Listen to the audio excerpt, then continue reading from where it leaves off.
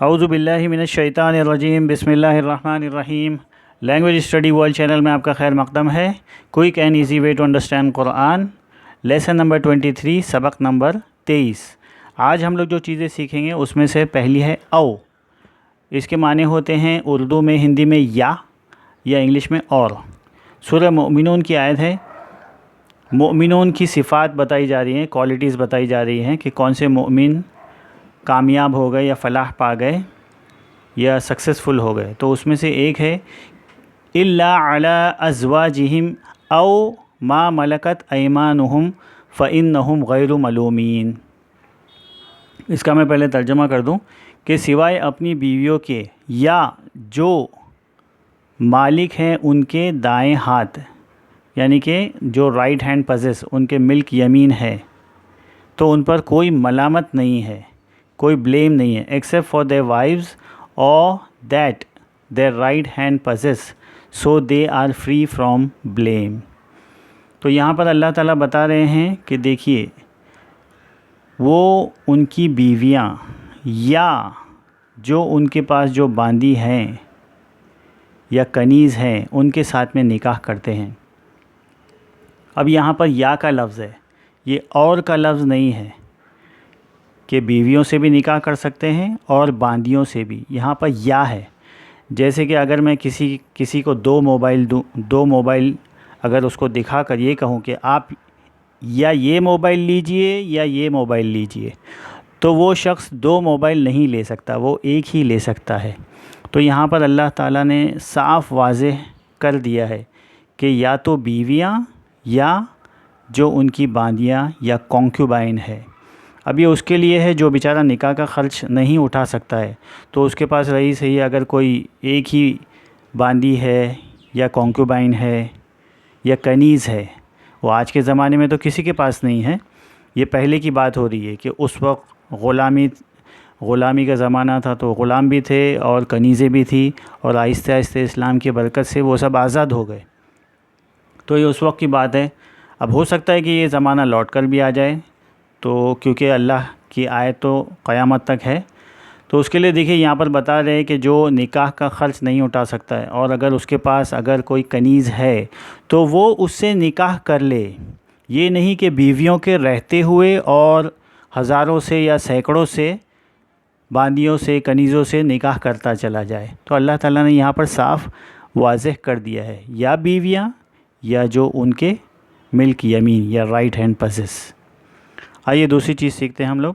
یہ ہے اس کے معنی ہوتے ہیں کیا یا اور انگلش میں اور۔ سورہ طور کی آیت ہے ام لہم الہ غیر اللہ۔ ام لہم، کیا، لہم ان کے لیے، ہم یعنی وہ لوگ، لا یعنی لیے، کیا ان کے لیے کوئی معبود ہے اللہ کے سوا، غیر اللہ، اللہ کے سوا، or have they any deity other than Allah. اس کے بعد میں دوسری آیت ہے سورہ نجم کی، ام للانسان ما تمنا۔ یہ تمنا کا تو لفظ جانا پہچانا ہے، اردو ہندی میں بھی یوز ہوتا ہے، تمنا یا خواہش۔ ام کے معنی ہوتے ہیں یا انسان جو تمنا کرتا ہے، کیا انسان جو تمنا کرتا ہے اس کو وہ سب مل جائے گا؟ اور shell main have what he wishes. یہاں پر مین کائنڈ کے لیے ہے، یعنی کہ اس میں عورت مرد دونوں آ گئے۔ تیسرا لفظ ہے اما، اس کے معنی ہوتے ہیں تو، یا رہا وہ، یا رہی وہ، اور انگلش میں ہے ایز فار۔ فَأَمَّا مَنْ ثَقُلَتْ مَوَازِينُهُ، ف کے معنی بس، تو جس کا میزان بھاری ہو نیکی کا، ثقلت ثقیل یعنی کہ بھاری، موازینہ میزان یعنی کہ ترازو، اور ہو موازینہ ہو یعنی کہ اس کا۔ سو ایز فار ہم whose balance will be heavy for good deeds فَهُوَ فِي عِيشَةٍ رَاضِيَةٍ، تو وہ کیا ہوگا، وہ بہت ہی خوش ہو جائے گا۔ پھر اس کے بعد کیا ہے، وَأَمَّا مَنْ خَفَّتْ مَوَازِينُهُ، وا کا مطلب اور. اب دیکھیے یہاں پر فا کا مطلب تھا بس، یہاں پر وا کا مطلب اور رہا وہ جس کا میزان ہلکا رہا.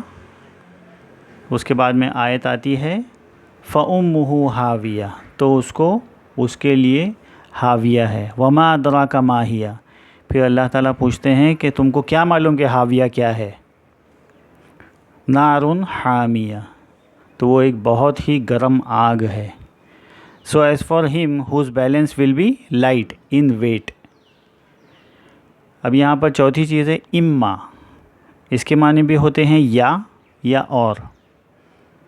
سورہ انسان یا سورہ دہر کی آیت ہے اِنَّا هَدَيْنَاهُ السَّبِيلَ اِمَّا شَاكِرًا وَإِمَّا كَفُورًا. اِنَّا کے معنی یقیناً ہم نے، ہدیناہ اس کو ہدایت دی، سبیل یعنی راستے کی، اما چاہے تو، یا اس کے معنی کر سکتے ہیں یا شکر کرے، شاکرن یا شکر کرے، اور اما یا انکار کرے. کفر کرنا یعنی کہ انکار کرنا. Indeed we guided him to the way, be grateful اور ungrateful.